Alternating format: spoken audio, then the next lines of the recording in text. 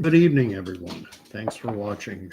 And it's Candy thanks you too, because this means she gets a TREAT, a treat. I can say it. She's getting one. All right. Come up here. Come see me. You don't want you just want what's in my hand. All right. Shake paw. Lay down. Speak. She's getting better. See, I have someone watching. Let me get the live chat on. Live chat. All right. August, April, a month that starts with the letter A. April 14th, 10:15, 10:16 now p.m. My time, Eastern time, and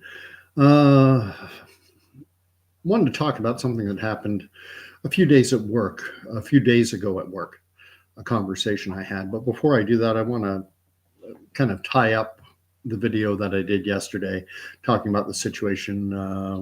Most of that video centered on what's happening between Israel and Iran. And what we know now is that know a little bit more now than I did yesterday. And when Iran launched its attack, it strikes me it wasn't much of an attack. In armed conflict, in military battle. I've referenced Sun Tzu's The Art of War many times, and about how the success in warfare is all centered around deception and deceiving your opponent. Iran didn't do that at all, at least on the surface. They telegraphed completely that they were going to be attacking. And then when they actually did attack, they sent drones from Iranian soil. Hey, Zane Van der Moor, good to have you on. They sent drones, and these drones have to carry a payload. And I don't know how far away it is from Iranian soil to Israeli soil, but I think it's 1,000 or so kilometers. We're talking about the flight is hours long. And so Israel was incredibly prepared for what was coming, as were the Americans, who were supporting them with a fleet of ships in the Mediterranean and their own fighter aircraft. So the fact that Iran's response was met almost with near 100% success in terms of shooting down pretty much every single drone and every single missile. I've heard that there was no lives were taken in Israel, and the U.S. is framing it as a win for Israel, because it's like you get the impression that Iran threw up a significant response, and it was like, yeah, big deal. And it leaves me scratching my head, because one of the worst things you can do in any military conflict is to underestimate your opponent and to think they're stupid and that they're weak and all these things. And I find it curious that Iran's response was, number one, telegraphed, and then two, lacked really any element of surprise whatsoever. When Israel, what provoked Iran to get directly involved, because Iran is involved, they want to wipe Israel off the map, but they have never attacked directly from their own soil. Instead, they've used their puppets, their proxies. I like the word puppet better. Iran's the puppet masters. They're the puppet masters, and it's the Hamas in Gaza, the Hezbollah in primarily Lebanon, the Houthis down in Yemen. These are the puppets, and they use their puppets to attack. This is the first attack coming directly from Iranian soil. And that, they telegraphed it, as I say, well in advance, and there was no element of surprise whatsoever. And now I almost feel like I'm watching a bad B movie, And in my last video, I was basically more or less predicting, I think we're going to see an escalation. I think this is almost scripted, but I'm not expecting something to happen within days or even weeks. I think we're probably looking at end of May, beginning of June, and it might even take longer than that. I have to recognize within myself that I have something of an immediacy bias. I want things to get moving. I hate things dragging out. And so come on, I know it's coming, get on with it. In terms of the COVID era, in December of 2020, when the vaccines were authorized in Canada, we called it, this country called it an interim use authorization. In the United States, it was called an emergency use authorization, meaning even though these shots haven't done the proper trials and they haven't even completed the trial that they're doing, we're still going to authorize them anyway. In Canada, we said in the interim. In the United States, they said because it's an emergency. And as soon as they brought that in, I knew they were going to be forced. I knew they would be mandated. I was anticipating this vaccine passport system already. And it's why I voluntarily released from the Canadian military, because I knew they would be forced. And I was concerned that I could be seen as disobeying a lawful order. Get the shot. No, I'm disobeying an order that the courts would likely deem, well, that's a lawful order and you're disobeying it. Goodbye to your benefits and everything else, pension, etc. You're screwed. I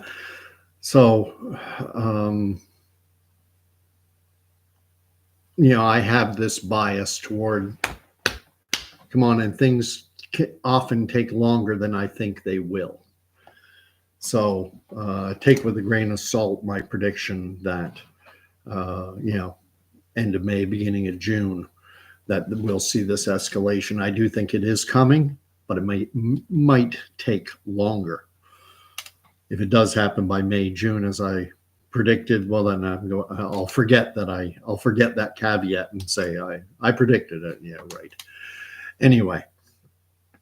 So that's where we are in the situation in Israel and between Israel and Iran right now. And yesterday's video, I really enjoy it when people interact, when there's back and forth. So if you want to throw up comments in the live chat, I am reading them. And anyway, what I want to talk about today, though, it's a Sunday. I was at church today. I haven't made it to church for the last month or so. And there are a lot of reasons for that. My faith hasn't wavered. One iota. If anything, I think, week by week, month by month, my faith is growing stronger. I wouldn't call it a straight line progression, though. I have my moments of doubt, too. I think everyone does. I think any thinking individual is going to have doubts, is going to have questions. This is part of the natural progression.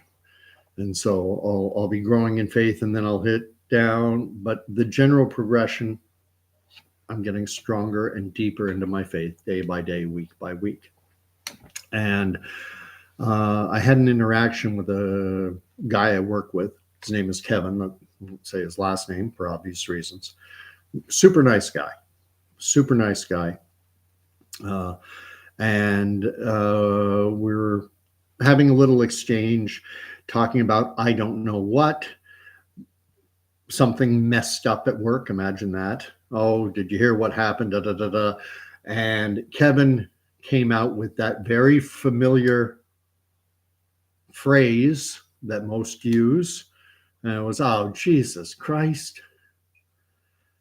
And I use that as a quote. It's not something I like to say myself. Jesus, the name of Jesus Christ is a precious name, and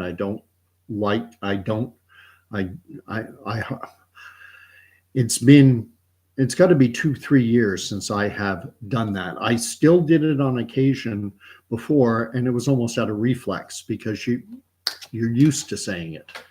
I said it for so many years without even thinking about it. I started to become aware of it more 3-4 years ago, but still the odd time it would slip out. I, bang my knee on a table or something and bang, it would come out. Virtue Signal Side. I love that name, Virtue Signal Side. Fantastic username. Asks, what about saying damn? Personally, this is my own view. This is my own personal view. I do not view language as being, it's letters pushed against each other to make a sound. What matters most is the condition of the heart, what a person is thinking.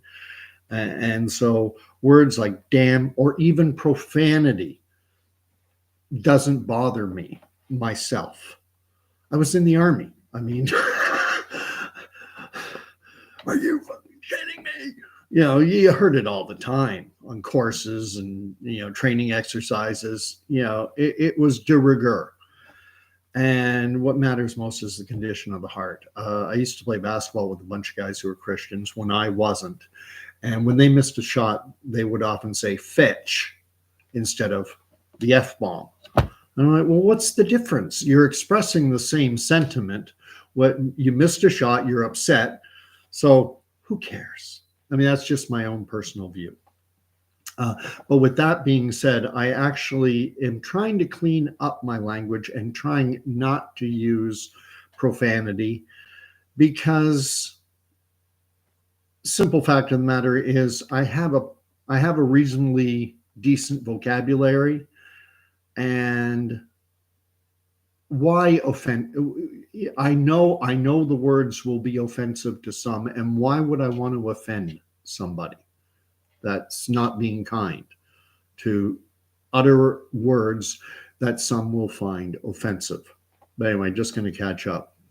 Virtue Signal Side, thanks for, it's a fantastic username. Vivan Hod likes it, and Sheriff of YouTube's, I can speak cat. At any rate, so Kevin, said Jesus Christ. And as I am now, I do this fairly frequently now when I hear someone, especially if I know them, and I'll say to them, why do you have to bring Jesus into this? And that's what I said to Kevin, or something very close to that. I said, why do you have to bring Jesus into this? And Kevin laughed. And he said, well, I think it's fitting to, I can't remember the exact way he phrased it, but it was something to the effect of, I like to use fictional characters as, swear words or something like that. He was basically wanting to let me know that he regards Jesus as a fictional character. And I said, wait a minute, you really think Jesus Christ, Jesus of Nazareth, you think he was fictional? You don't think he existed? And he goes, well, yeah, someone named Jesus existed, but the rest of it, I don't, and I've heard this argument or this opinion, this point of view before. Just going to catch up a little. Vivan Hod says, for instance, saying Justin Trudeau is an insufferable, and there's an expletive deleted that I won't say, may be offensive. True, but possibly offensive. And that's just why I didn't say it right now, is because it's not my intention to offend people. But at the same time, if you're putting your comments down, I don't censor. Okay. I don't censor things. So, I myself personally, I have a friend who is a pastor who will drop an F-bomb on occasion. Obviously, he doesn't do it during worship service or, while he's meeting with the women's auxiliary or during a church board meeting, just in private conversations, I've heard him.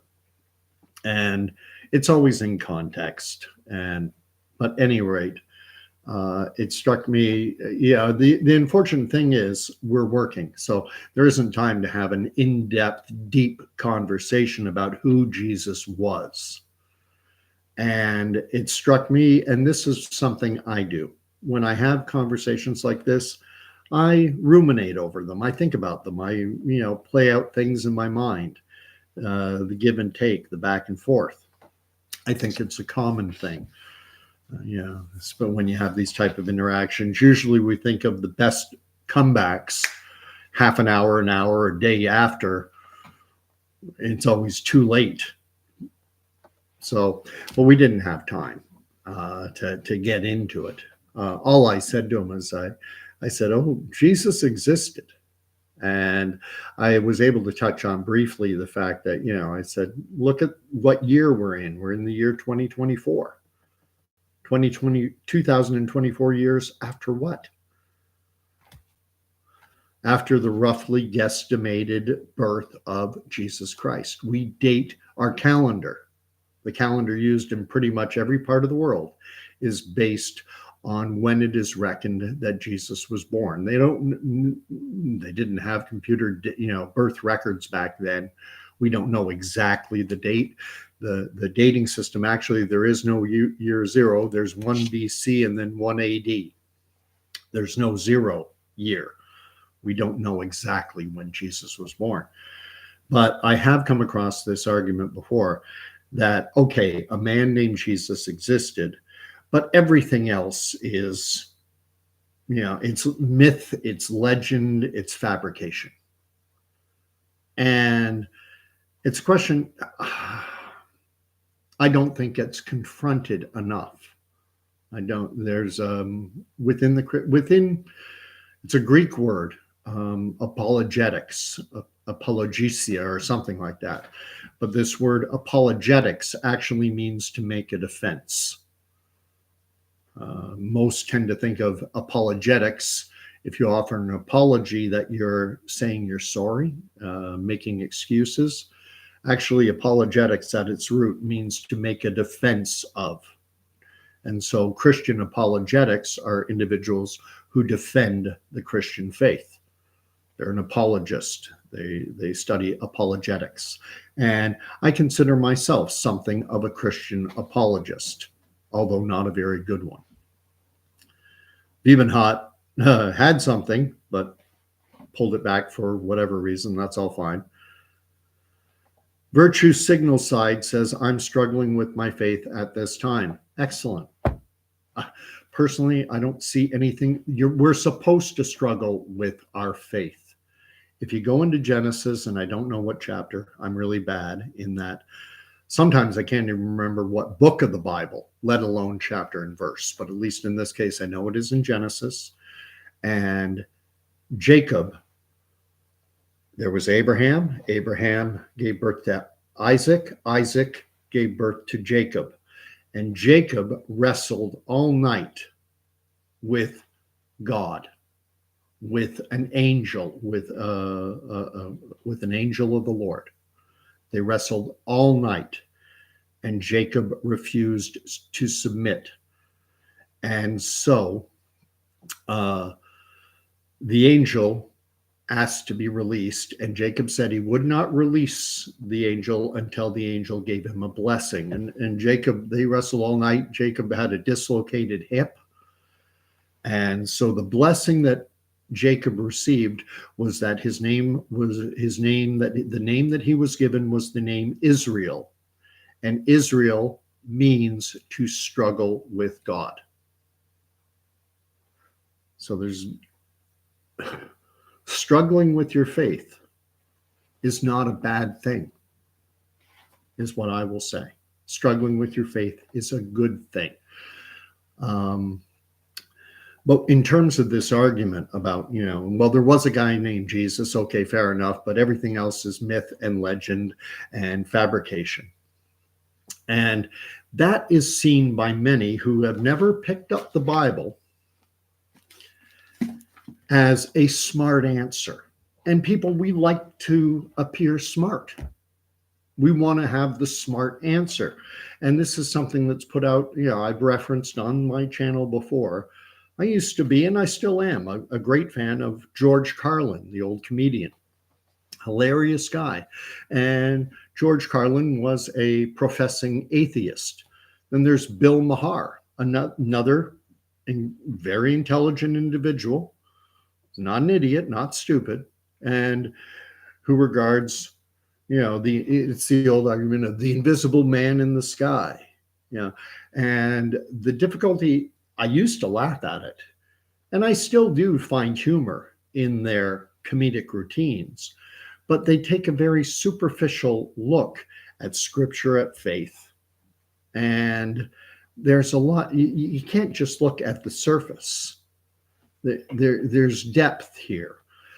But to get below the surface, you have to dig, you have to study, you have to research. And we live in a lazy culture where most people have outsourced their brains to their devices. We don't think. We just want a shortcut. We want a shortcut to the answer.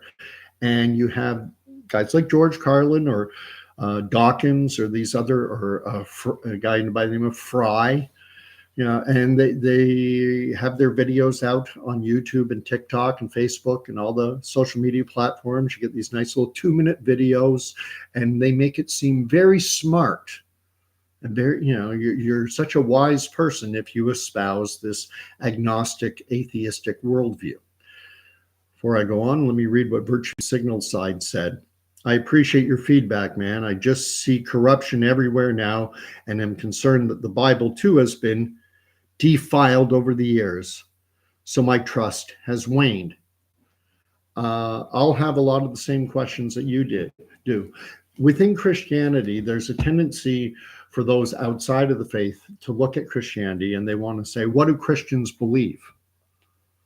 I've referenced it in a previous video on the rapture. Non-Christians will look at Christianity and some will say, oh, Christians, they believe that we're heading toward the end times at some point, but that just before things get really bad, that the Christians will be beamed up into heaven and just a pile of clothes laying on the floor, and that everyone else will be left behind. And that is not a universal belief by all Christians. But if the only Christians ascribe to this dispensationalist view regarding the rapture, then you'll think that all Christians believe that, and it's not true. Another aspect is that some Christians hold inerrancy, that the Holy Bible, that it is every comma, every noun, every verb, every preposition in this book is there as if handwritten by the Almighty himself. And that is not a doctrine to which I ascribe myself personally. I do make two professions. I profess the Bible to be authoritative. It is authoritative, and for it to be that it is sufficient, that it is enough to guide someone into a moral life. But I do not say it is perfect. I do not say it is perfect. And that gets me into trouble with some of my, especially this dispensationalist doctrine, those who ascribe to it. I have been accused of heresy. Hundreds of years ago, if you didn't ascribe to the right doctrine, the doctrine of those in power, the doctrine of those in authority, you could risk being killed. It's nice that we live in an era now where these things can be discussed calmly, rationally, and I don't have an issue with my dispensationalist friends. Some of my dispensationalist friends have an issue with me, and they think that I've been deceived because I don't hold everything to be. But I did study the Bible. I took a course in Greek and biblical traditions at university. And one of the Bibles that I sometimes have on my video is my old Oxford annotated study Bible, complete with the Apocrypha. And the way that the study notes in that Bible approach it more from a literary sense. And I can go off in all kinds of different directions and get off on all kinds of different tangents. So I want to get things back a little bit, because I was talking about how, People want the smart answer. They want to appear smart, so they default to what they see in TikTok, YouTube, or Facebook videos with a smart person. And I'm not saying George Carlin is brilliant in terms of language and parsing and analyzing language. He's near the top of the heap. And Bill Maher is a very sharp guy, and Stephen Fry, I think that's his last name is Fry. I think it's Stephen Fry, is a British guy who espouses an atheistic worldview. And these are smart individuals. But I think even smart individuals can look at things superficially. We all have a tendency, we want to get to we want a quick answer. We don't want to do the work. We saw that in spades during the COVID era, because I think when it came to just, the people who believed that stickers on the floor would save you, and that, a diaper on your face would keep you safe, and all the moronic insanity that went on, they had the TV, the all-powerful, all-knowing, all-wise, all-seeing television personalities telling them. Joe Rogan went and took ivermectin, zinc, and he had a little cocktail of drugs when he got apparently a bad case of COVID, and recovered very quickly. And the smart people on CNN said, Joe's taking horse paste. And I don't have to read anything. CNN has told me what to think, what to believe. They've told me how to feel about Joe Rogan. I don't need to do anything. And I think that same approach happens when it comes to faith. Now, with COVID, people dug in. A lot of people dug in. Millions of Canadians dug in and went, they're lying. They're lying. They're lying. They're lying. And you could point the lies out, but you couldn't. To those who just wanted to look at things superficially and take what the media was programming them to think, they refused to take. And the same thing happens with this book. Now, some of the criticisms that come out, and I've heard these even from my own family members. And by that, I mean aunts of mine, and one aunt in particular. And this is on my mother's side. My grandfather, my maternal grandfather, was a pastor. He was a minister. So he was a cleric, a man of the cloth. And my mom's oldest sister told me one time that she and another of the sisters had stopped going to church and everything because they only found out laterally in their later years that the Gospels, Matthew, Mark, Luke, and John, it's reckoned that they were not written until some 30, 40 years after Jesus had gone to the cross. It's old information, was the way they put it.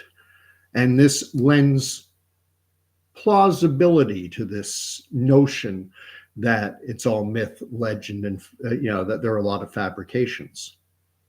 It lends a certain degree of plausibility. Now it makes sense. They were written 34, and that is true.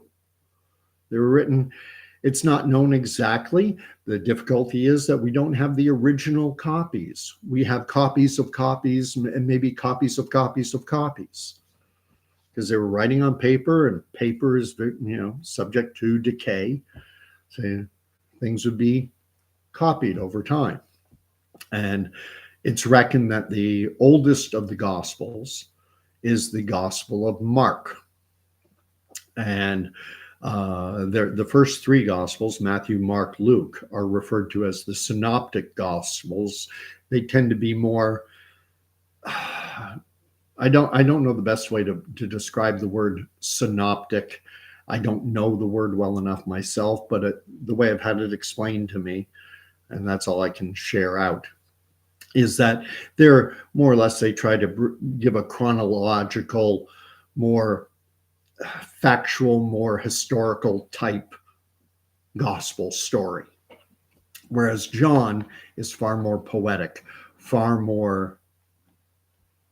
poetic isn't the right word, far more insightful, far more allegorical, far more about concerning itself with the bigger picture and presenting Jesus as, in the beginning was the Word, and the Word was with God, and the Word was God, and that Jesus is the Word made flesh. And that's what I mean by poetic. These are not words that Jesus spoke. That's the opening to John's Gospel, which has become initially, and still now, Luke is my favorite, but I've gained a huge appreciation for John's language. I'll just read the very beginning. In the beginning was the Word, and the Word was with God, and the Word was God. He was in the beginning with God. He meaning Jesus. Jesus was in the beginning with God. All things were made through him, and without him was not anything made that was made. So everything that was made, everything that was created, Jesus was with God, and everything that was created through Jesus, God's Son. In him was life, and the life was the light of men. The light shines in the darkness, and the darkness has not overcome it. The word of the Lord, thanks be to God. Just going to read through Virtue Signal Side has a serious question. All the miracles performed by Jesus, they were supernatural. Walking on water, curing the blind, raising from the dead, like Lazarus and the girl. None of that stuff has happened since, so it feels fake. And that is definitely, I get it. It's hard to believe that when you never see anything like that happening in today's world. And I'll get into that a little more. I will get into that a little more as I go on. I'm going to read Random Guy. It's sad how many people make the claim of Christ myth theory, yet won't admit the overwhelming evidence for his existence is what gives validity to the word theory in that phrase to begin with. Jesus was 100% real. This is undeniable, but despite what naysayers will try to claim to try and make you lose faith. Well, this conversation I was having at work, what I would love to, and hopefully I will have the opportunity with this chap I work with, Kevin, is to talk about the fact that, yes, the Gospels were written. Mark, some say it was written 10 to 20 years later. Some say 30, but it was written at least a decade by just about every scholarly reckoning that Mark, the earliest gospel, was written at least a decade after Jesus went to the cross. And I don't have an issue with that. And that the Gospels, according to Matthew and Luke, that they came after, and both the writer of Matthew and the writer of Luke had already read. They were familiar with Mark's Gospel. That is the most commonly held scholarly view. Mark is sometimes referred to as the Q or source gospel. And the reason they make that assumption is where Luke disagrees with Matthew, Luke agrees with Mark. And where Matthew disagrees with Luke, he agrees with Mark. So Mark seems to be the anchor that both of those two gospels relied on. Here's the thing. The guy who wrote most of the New Testament, the Apostle Paul, aka also known as Saul of Tarsus. Paul was the same age, roughly, as Jesus. Paul was also born right around the same time that Jesus was. Paul was a contemporary of Jesus of Nazareth. They were contemporaries, about the same age. And when the early church was being persecuted, Paul was the one who, when Stephen was being stoned to death, Paul was in attendance.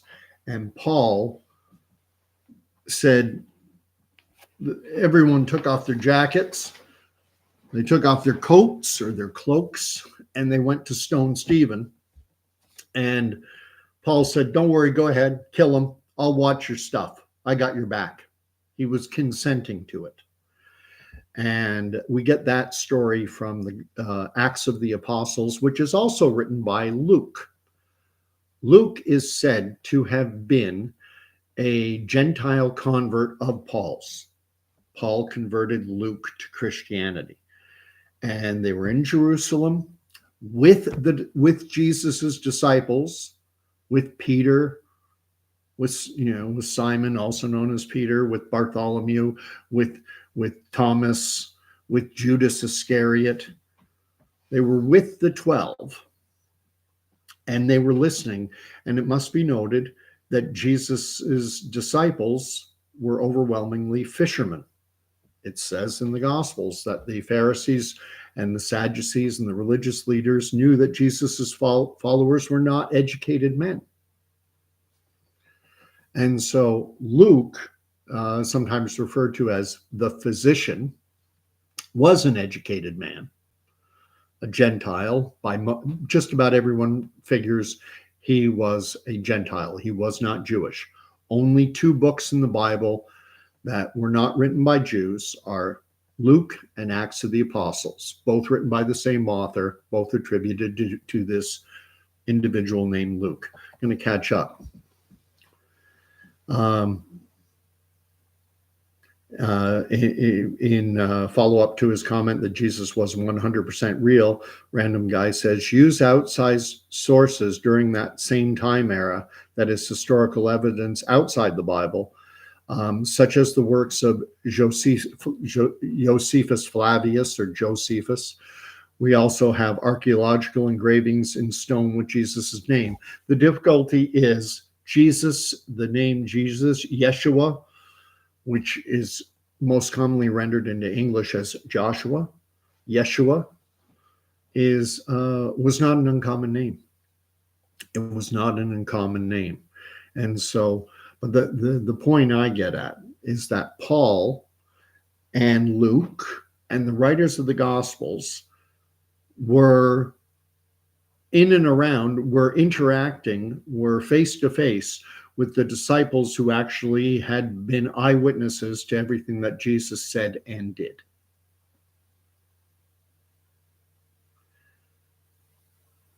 They witnessed it firsthand. Now, and another criticism of the Bible, some of the letters attributed to Paul, it's like Paul's letter to Timothy, for example. It's reckoned that it was, scholars will say, that wasn't actually written by Paul himself. Back 2,000 years ago, it wasn't considered plagiarism or fraudulent to put down the name of a prominent individual. It wasn't considered fraudulent or plagiaristic to attribute something to another individual. It was considered in a way of honoring them, in a way of placing them in high esteem. Paul's letter to Timothy. But did Paul actually write it? Perhaps Paul may have dictated it. And scholars, what they look at is they can't look at handwriting because we don't have the original letter, but they can look at, it's copies of copies of copies, and they can look at the contents, the style, the verb usage, the idiom, and determine that, wow, he's speaking in this letter, he speaks, in terms of Romans and Philippians and Ephesians and Colossians. These are considered to be genuinely, the word they use is Pauline. They are actually Pauline.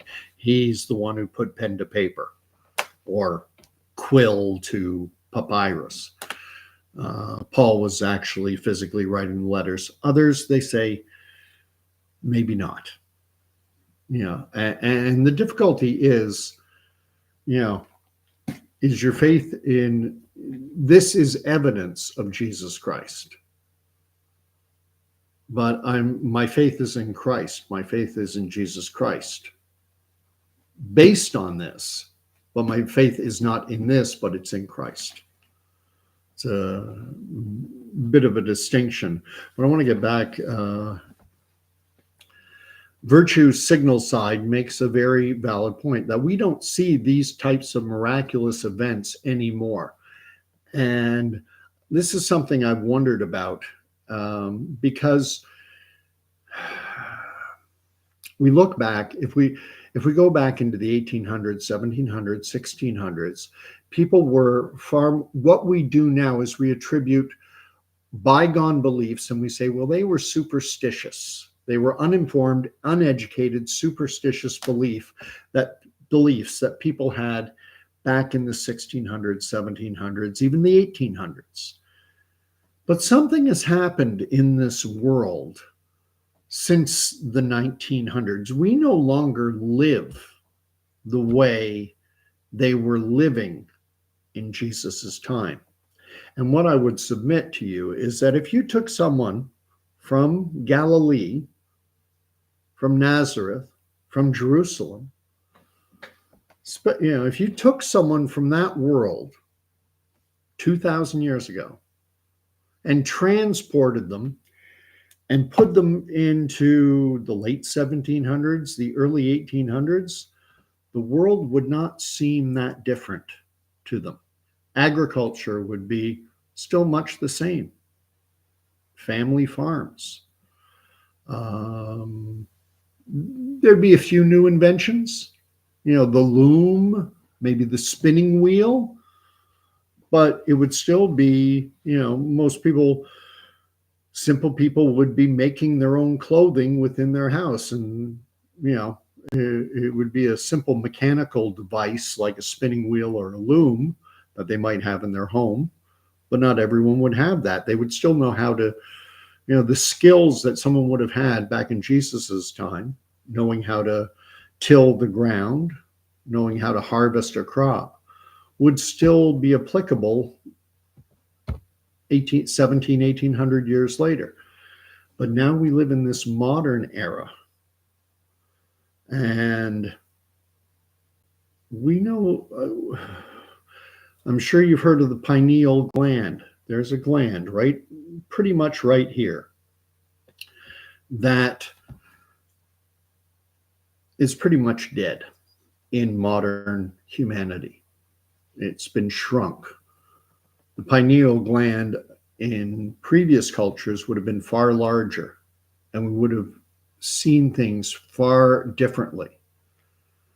And things that we now put down into the science of metaphysics would have seemed tangible and real, even just a couple hundred years ago in the 1800s. Before, you look at the toxic sugar that we all eat, and I'm guilty. We live in this world, and there are family farms. They don't exist anymore. You ask kids today, where does milk come from? They'll tell you the grocery store. A lot of them won't even be aware of the fact that it comes from a cow. And so I hope Virtue Signal Side, I think that was your question. Yeah, it was. That I think this, if you haven't read up on the pineal gland, it's spelled Pineal, pineal, or however you want to say it. Look into that gland and you'll see, it's almost like a window into a different realm. We read in the Bible how, we do not wage war against flesh and blood, but these battles are in the spiritual realm. These are battles of principalities in the spiritual realm. And I think it's the kind of thing that in bygone eras, that our human physiology had not been altered so much. I know this sounds esoteric as all get out, but I do think there is something genuine there. I'm just going to read on. Random Guy says we can trace back the consistency of the writings all the way back to the Byzantine texts that were written at the time when all this occurred. Well, the Byzantines didn't come along until around the 400s, 500s. I forget exactly when the Byzantine era started, but the Byzantine Empire, the Roman Empire split into two. There was once just one big Roman Empire, and then there was a division, and there was the Western Roman Empire and the Eastern Roman Empire. The Western Roman Empire retained the name the Roman Empire, and the Eastern Roman Empire became known as the Byzantine Empire, and whereas the Western Empire was headquartered or centered on Rome, the Byzantine Empire was centered on Constantinople, which is now Istanbul and Turkey.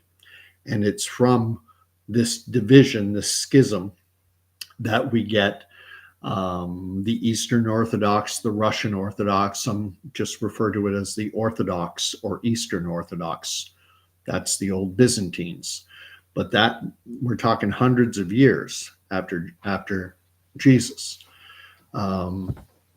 But again, when we talk about Paul, when we talk about Luke, when we talk about the writers of the gospel, they were interacting with the disciples. And then the question must be asked, what was their motivation? World domination? Subjugating people? Well, Jesus taught his followers that he flipped that upside down. He said, if you want to lead, you've got to be a follower. If you want to be served, then you serve others. Jesus turned the world upside down from the way it had been.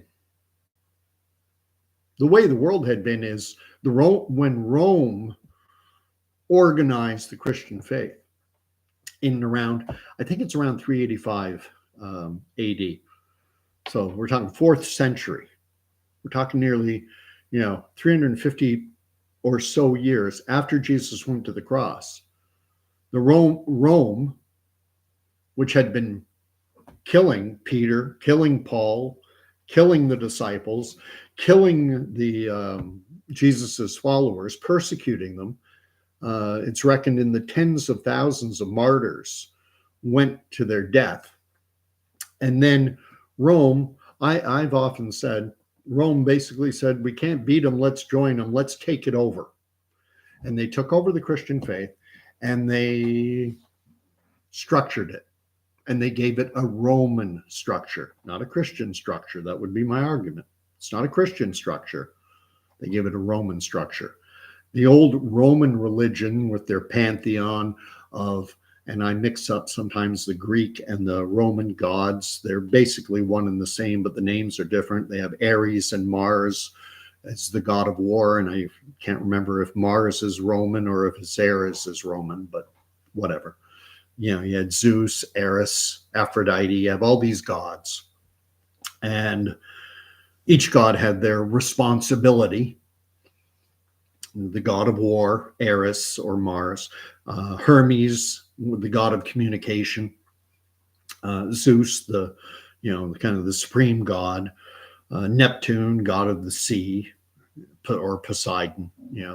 Again, Greek and I mix up the Greek and the Roman, but they pretty much borrow from each other. That was the Roman system. And they had their religion around it, and they had something called the pontificate. Pontificate. Pontificate. And that word, to mull things over, means to pontificate. And interestingly, what do we call, what's his name now? I can't even remember. What's the name of the current pope?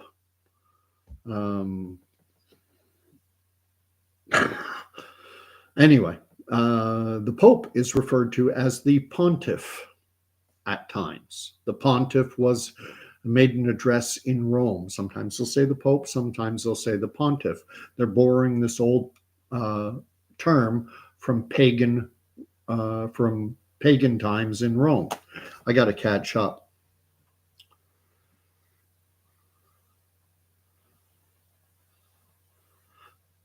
Virtue signal side. writes, it would take enormously powerful technology to simulate or duplicate these miracles. Is that tech going to be used against us to fake an alien invasion or second coming of Christ? I think what you're talking about is what is commonly known as Project Bluebeam, which is speculated that something like that. They could use holographic laser type technology to simulate a second coming.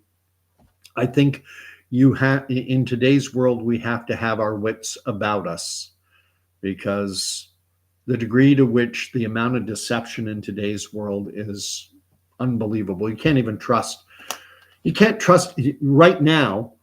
And I'm certain, with this, what's it called? GP chat, this artificial intelligence. And now, you can have Donald Trump, Barack Obama, Joe Biden, you can have them, and it looks dead on like them saying whatever you want them to say with their mannerisms and everything.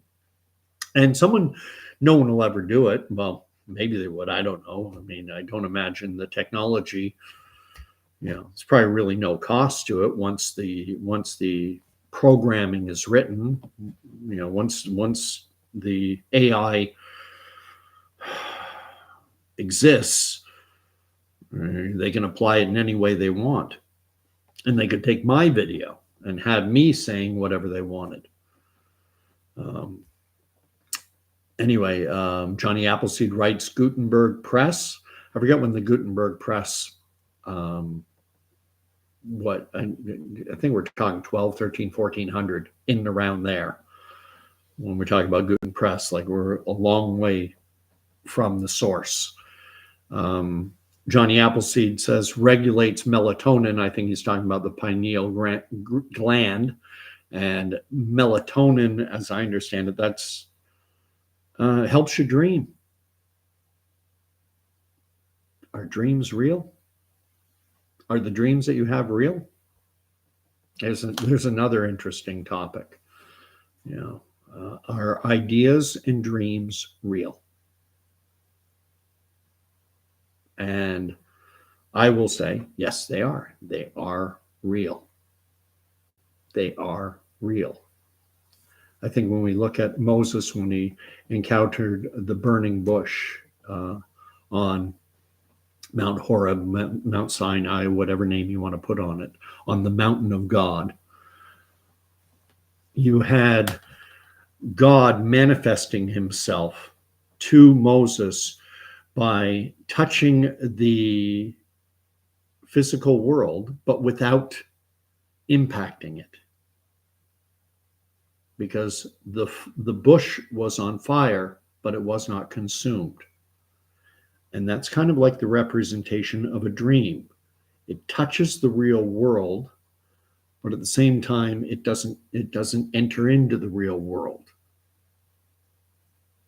Just as your dreams are real, God is real. I didn't come up with this on my own. I saw it. Jordan Peterson was interviewing someone, and he brought forth this idea, and I went, wow, there's some depth there. Depth beyond my capacity to understand. I can scratch at it. I can scratch at the surface of it. Just going on. Virtue Signal Side talks about the fact that the Western world has been actively poisoned for 60 plus years. Amen. Food, water, medicine, air, media, news, culture, pineal gland barely stands a chance. Sugar. Sugar. Refined sugar. Never existed before. They're just natural sugars, fructose, lactose. So,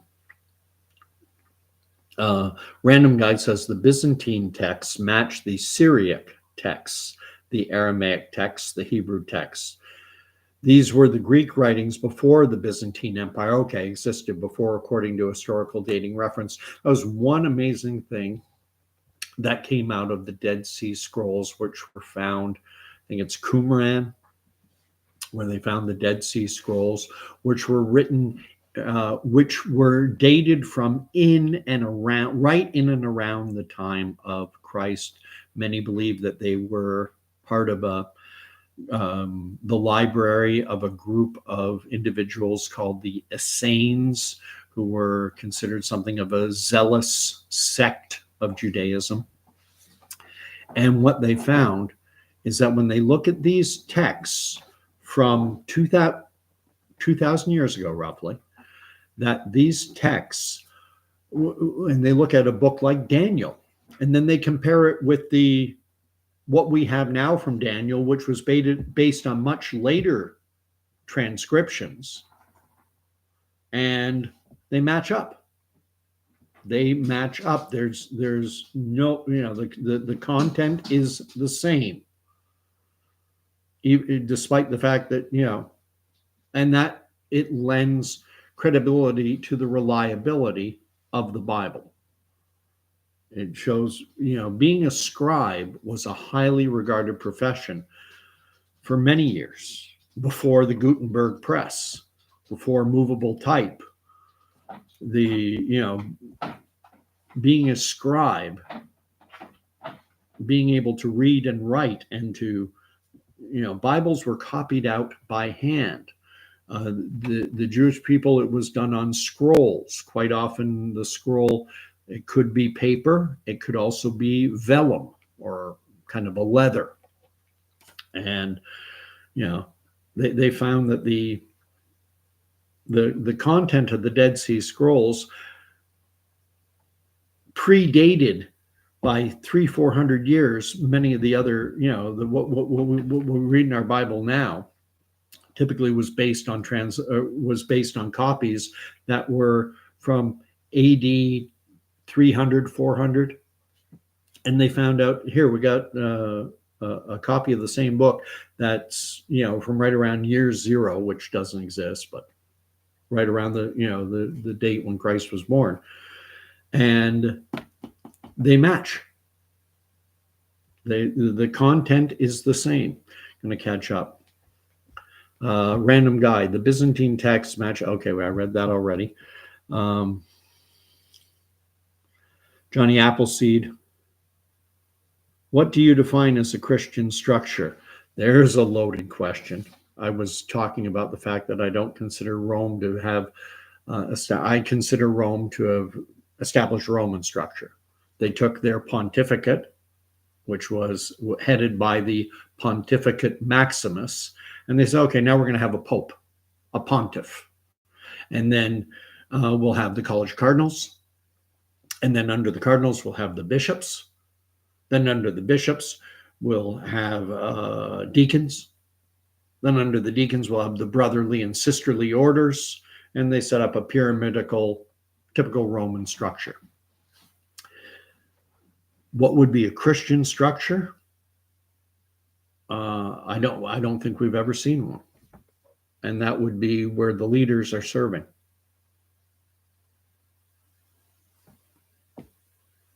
The leaders would be serving instead of being served. They would be washing the feet of the masses. I talked about the fact that, in the Roman pantheon, you had gods of, Dionysus, god of sex and wine, I think. You had all these different gods, and every town, city, and village would often have a shrine to the local deity. And what did we get? What did Rome do? They instituted this idea of saints. And then every town, village, every little location in Rome, in Italy, in the Roman Empire, would have a shrine to a specific saint and a relic. To encourage people. If you ever want to read a fantastic book, it's by Dostoevsky. It's called The Brothers Karamazov. It is massive. If you've ever seen the Godfather movies and you've watched my videos, you know I'm a huge fan of the movie The Godfather. The writer of the Godfather novel, Mario Puzo, The Brothers Karamazov was one of his favorite books, and there are elements of the Brothers Karamazov. You can see that what Dostoevsky wrote back in the 1800s in Russia, you can see how Mario Puzo modeled the Corleone brothers after the Brothers Karamazov. You know, what are the brothers in the Corleone? You got Sonny, Fredo, Michael, and Tom Hagen, the half brother, not really a brother, but the adopted in brother. Well, in the Brothers Karamazov, there's Dmitri, Ivan, Aloysia, and Fyodor. And Fyodor is a half brother. You know, it's very similar. But within that book, there is a novel within a novel, and it's called The Grand Inquisitor. And you can read The Grand Inquisitor in of its own. It's a novel within a novel. And The Grand Inquisitor is very short. The Brothers Karamazov is a weighty book. It's thick. Anyway, going on. Francis is the virtue signal side is telling me that the Pope now is Francis. Thank you. And lighten up, Francis. What is that? That's from the movie Stripes. That was the guy whose name was, they call me Psycho. And his real name is Francis. And Sergeant Hulka goes, lighten up, Francis. I think. Did I get it right? Johnny Appleseed is saying Gutenberg Press was when? Someone do a Google search. I can. I mean, simple enough. But I thought I'm going to guess. I'm guessing 1400s. It was around the time of the Renaissance.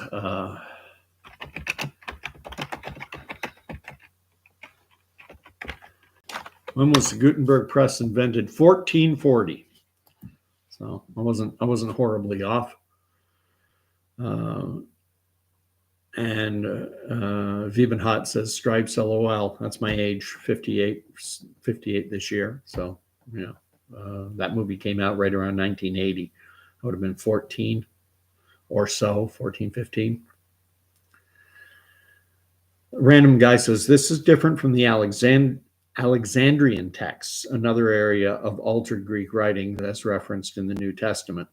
There are two different lines of Bibles out to date. Ones that use the Byzantine Greek, the Textus Receptus Greek New Test, and the other line Alexandrian Greek text, Nestle Alex Greek New Test. I don't know enough about that, but a little in that I was reading about something where they say just because something's older doesn't mean it's necessarily better. Just because that's the oldest copy doesn't mean it's the most accurate, because it depends what it was relying on for its source. And if it was relying on a source which was an error, even though it's older, it's an error. Whereas the newer text, the more recent text, if its source material that it was relying on was actually true, well, even though it's more recent, that's the one you have to rely on. And you know, there's so much to learn in this world. You can't take everything in. Continuing on. Random guy goes on to say this is excluding other Bibles, such as the Mormons who rewrote everything. The Book of Mormon. I know a bit about that, more than most non-Mormons. I had a grandmother who was a Mormon, and I had some dealings with the elder missionaries, and I learned a fair bit about their theology. And short editorial opinion, I think, well, if you look, Joseph Smith, the founder of the Church of Jesus Christ of Latter-day Saints, the Mormons, his inner circle was Masonic. They were Freemasons. And Joseph Smith himself became a Freemason. And I consider Freemasonry to be satanic. If you become a Freemason, when you're first initiated into a lodge, they have a right, and I don't know the exact words, but it's close to this. The initiate will say, they will ask, why are you here? The members of the lodge will say to the initiate, why are you here, or something like that. And then the initiate will say, I am in the darkness and I wish to be brought into the light. If you're a Christian, Jesus is the light and you are not in the darkness.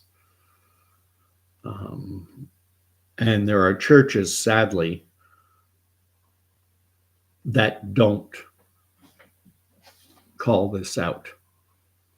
There are churches that have no issue with its members, even deacons, elders, pastors, with being also Masons. And Masonic, their rites and their rituals are all secret. Evil loves the dark, loves to be in the shadows. I have big issues with Masonry. And I have a grandfather who was a Mason.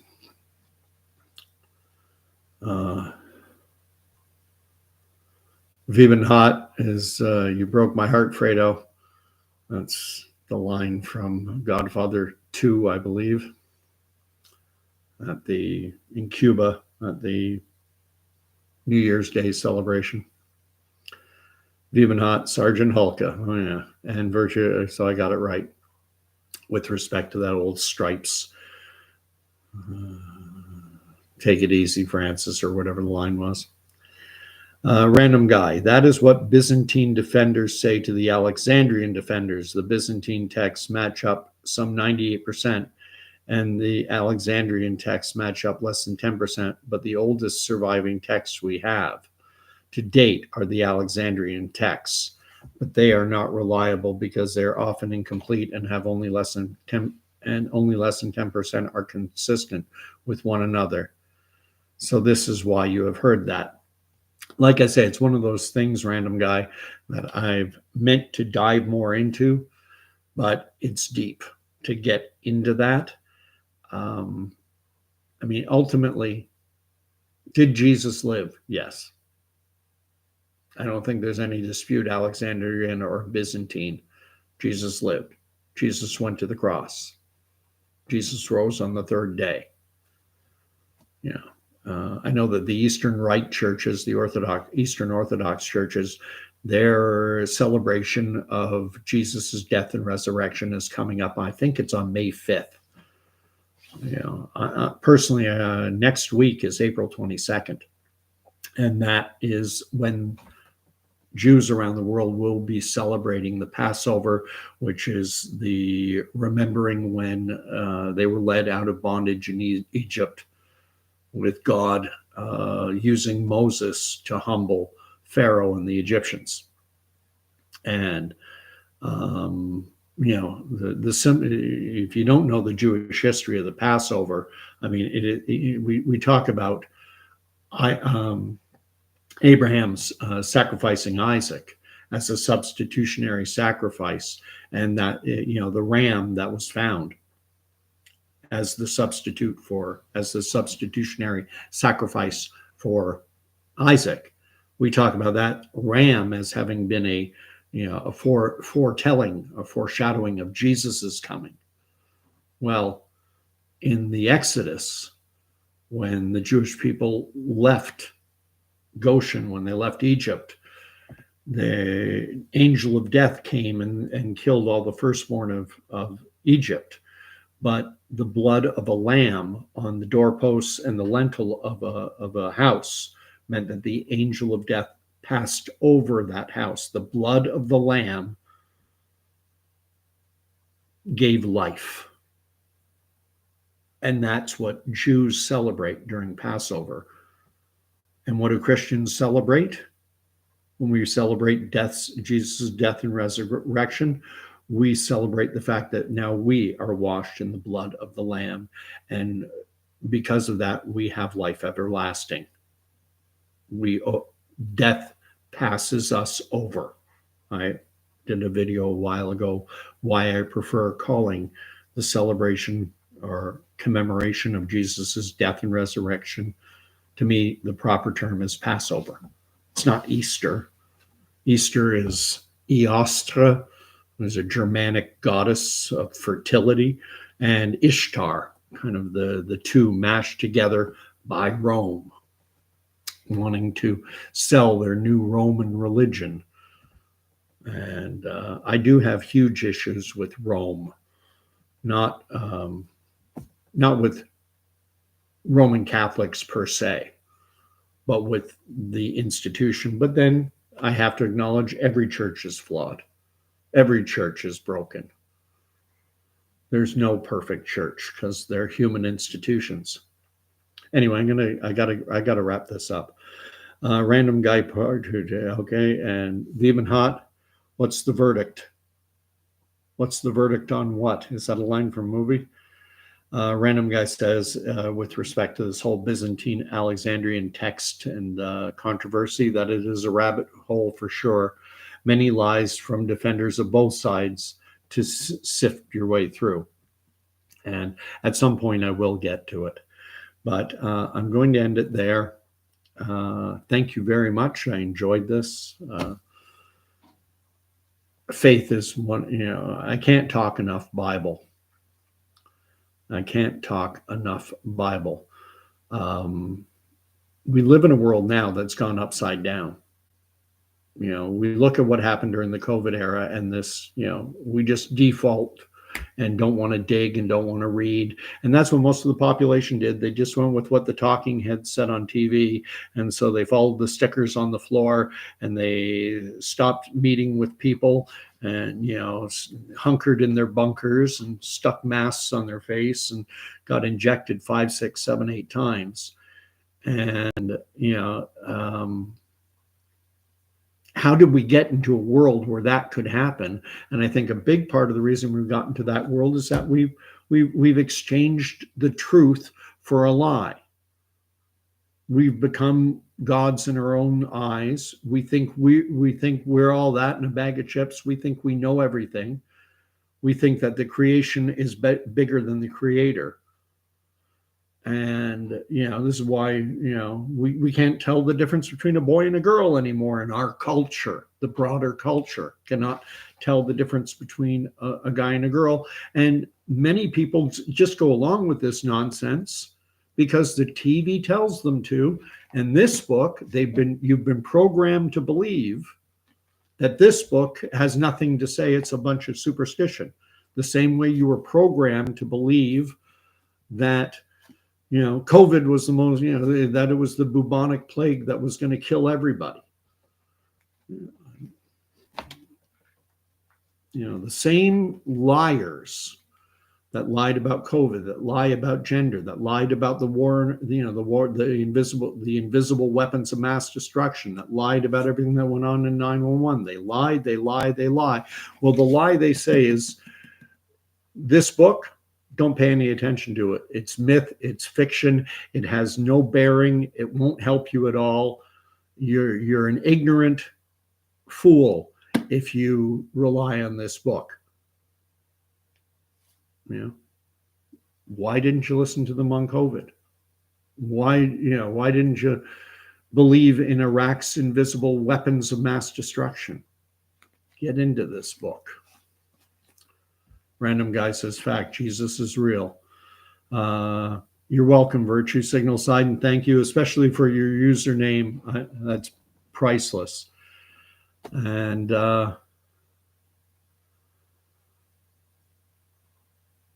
it's a trite thing to say, Virtue Signal Side, but, quiet one of the things the Bible says over and over is to be still. And that's something very hard to do in today's world, but to still your mind. And, just ruminate on these things. And I think, and pray for the Holy Spirit. Pray for the Holy Spirit I think one of the big mistakes that Christians make is I can't do the work. Only the Spirit can. People very much want to lead others into faith, and they want them to have the exact same doctrines and beliefs that they have. Let the Spirit do the work. Anyway, God bless. May the Lord make his face to shine upon you, and may peace be with you. Happy Sunday. And we'll see her. Now we're all the way into Monday. God bless.